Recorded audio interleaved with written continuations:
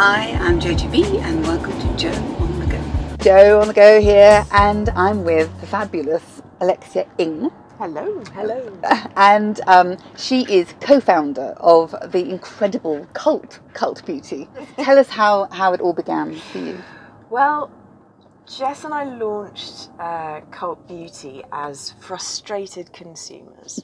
So we were tired of being oversold beauty products. We didn't like the way that the beauty industry was selling beauty to women. It felt a little bit patronising.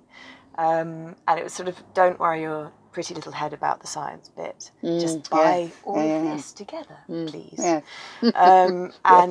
So it was all about upselling and not necessarily about the customer.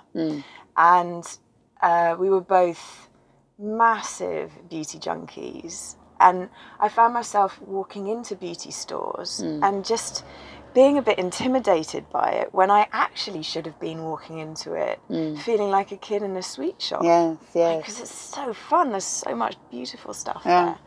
And Jess was reading the InStyle Best Beauty Buys, the supplement. And she's American, and she was in a very high-powered job at the time. And she was like, well, the experts have recommended the products. We've got the best in class for every category. I just want to be able to buy it. I just want to press buy. Why don't we just make a website that does that? So the idea behind Cult Beauty was... And that was 10 years ago. And that was 10 years ago, yes. Happy birthday, Rebecca. Thank you very much. And wow. We launched in June 2008. And then Lehman Brothers went down, which was and then what they termed the Great Depression 2 happened, which was interesting when you've good timing. Jumped off the precipice into unemployment with your exciting and entrepreneurial thoughts, and that definitely concentrated the mind. But we were on a mission and we wanted to offer something completely different and hopefully change a little bit the beauty industry and how beauty was sold to women. And I think it was the beginning of a movement, and I can't credit Cult Beauty with changing stuff that much. No, but timing-wise, it certainly has been, because online... It definitely did. I think... Who were your biggest competitors at that time, really? Well, no one was really selling beauty online. There were some salons who were selling, just getting rid of stock. There was Strawberry Net. So it was all kind of grey market, discount. And all of the sites were bubblegum pink. Just horrible. Least favourite colour in the planet is pink. And I remember, like, we had a load of graphic designers or web designers come with pitches for designing the site, and every single one came through as pink. And I remember turning around to this guy and going, why did you choose this colour? And he said, well, it's a website for girls. Oh, I was like, wow, women. So actually Jess and I ended up designing it ourselves. Yourselves, of course.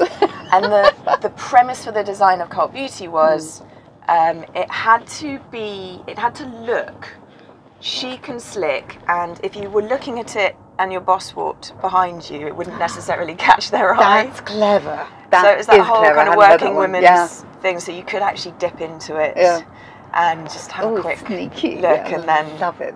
You were one of the first to engage with bloggers and influencers. Yes, but I think it's probably because we were the same. We were the same. We were very much secondary in the minds of the brands at the time. And we were basically first people to the internet, and it was all about the hustle, really. It's kind of trying to find the interesting ways of using this new format.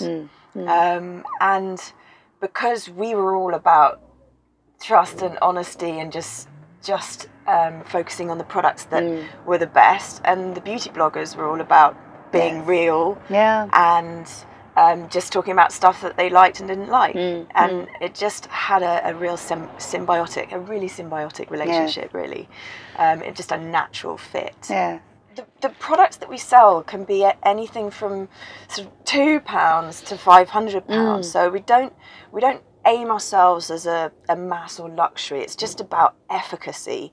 And I guess, so brands that are retailers that are selling mass.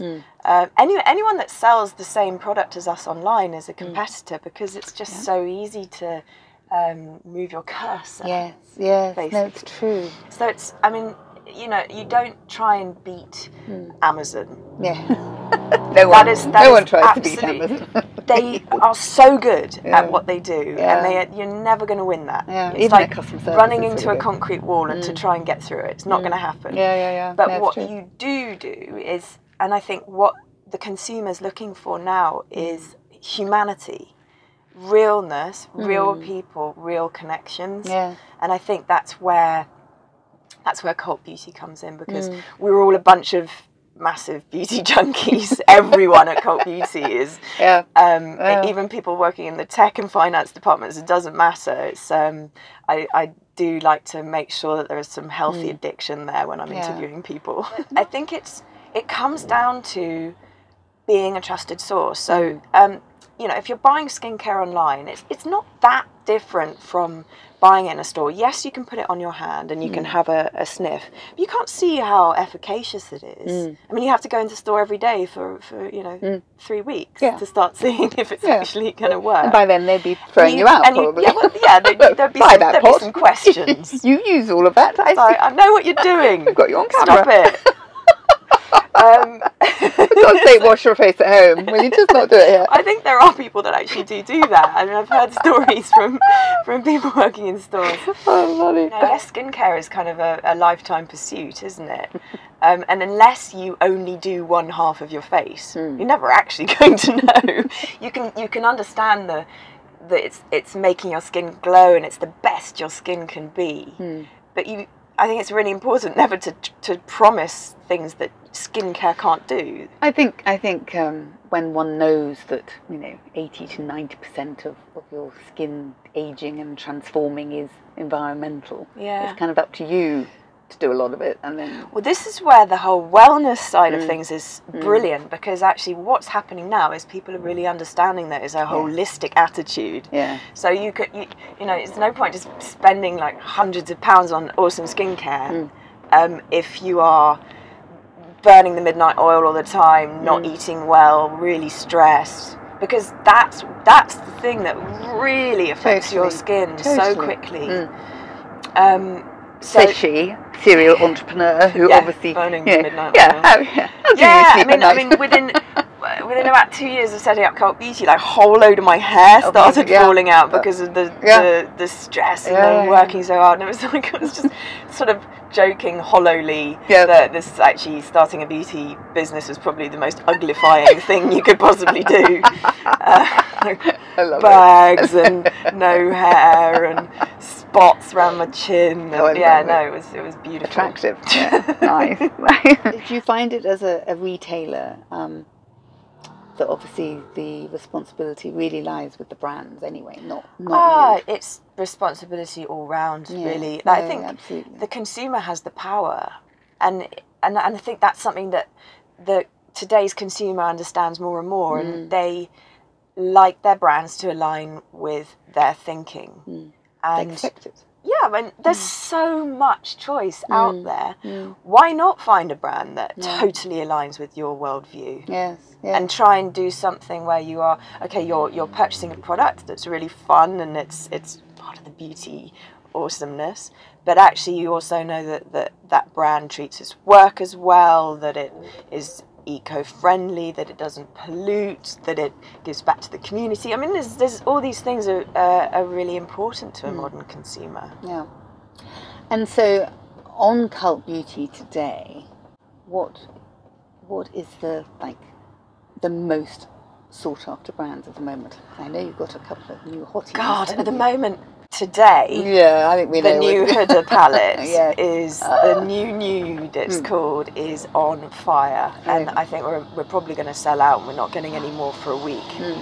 I think our merchandiser was literally on the phone to Huda yesterday when we launched, going, we need more. Oh my goodness. Well, I mean, now more than ever, to have brands that are beautifully created and offer colour choice for women all over the world, compared to how completely polarizing it's been in the past, and still is, unfortunately, in places.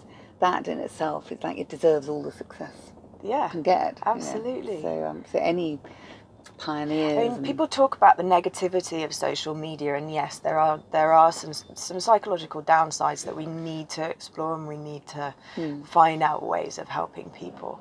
But the upside is that movements, positive movements, kind of whiz across the internet like wildfire. Whereas, you know, before social media, it would have taken 10 years of really hard campaigning and focus for something like this kind of diversity to take hold within the industry.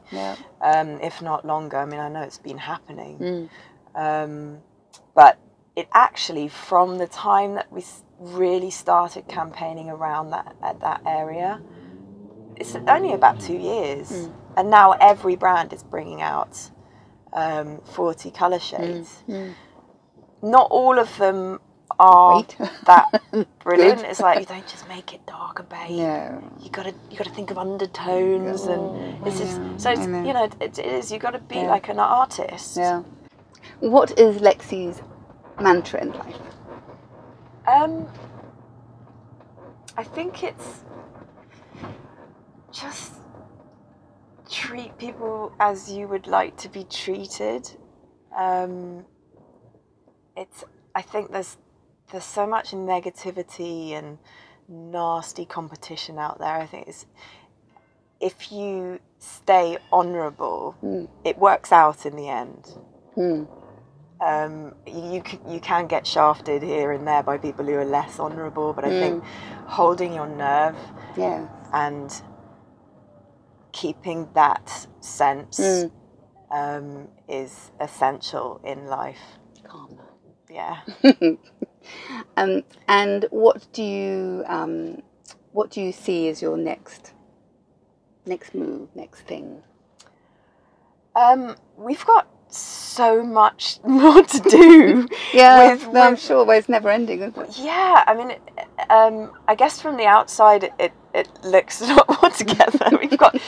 We've got so much to do with the platform. We've got to build an app. We don't even have an app yet. You don't have an app? I mean, I think with Cult Beauty, we've just been so focused on product that actually the platform's been sort of secondary. Yeah, it works. Yeah. It's still, you know, you can buy stuff on it. Yeah. Great. Now, it's the products. It's the products that we're so mental about. Yeah. And if it all stopped tomorrow. Yeah.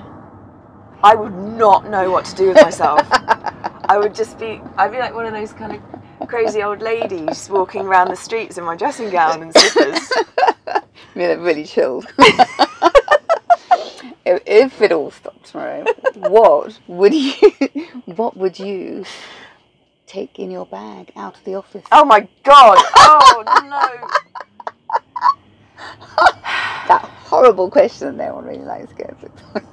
So, like a big wheelie bag, right? It's a big wheelie bag. You can have a trolley case, everything from therapy. Oh, I know. So, Himalayan detox salts, the Cherish body serum, the Protect bath oil. Oh my God, the Calm Balm. Right, those. Okay. Envy Organic 9 oil cleanser. Oh, the Veneffect anti-aging moisturizer. Oh. God, all the masks. Oh, you can't have all masks. You can only have one. No, but they're kind of Uma mask. I think the bed of nails is something that I use really regularly. Which is kind of one of those things you look at, you're like, ooh, I'm not sure about that. Actually, it's brilliant. Really? Because I get a bad back, so it's really useful for that. I've never tried that, actually. It's definitely worth a try. Yeah. Jade face roller. Oh, I love jade face rollers. Big one or little one?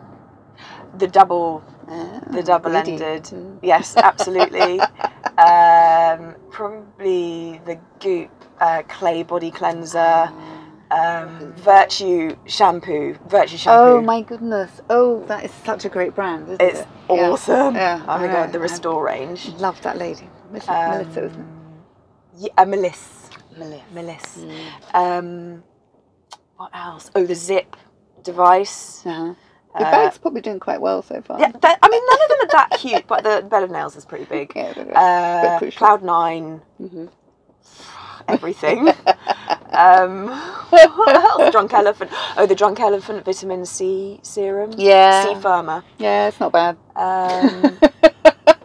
Is it walked off the shelves? The Julicis eye cream. Okay. That's probably the most expensive. That would be the most expensive thing.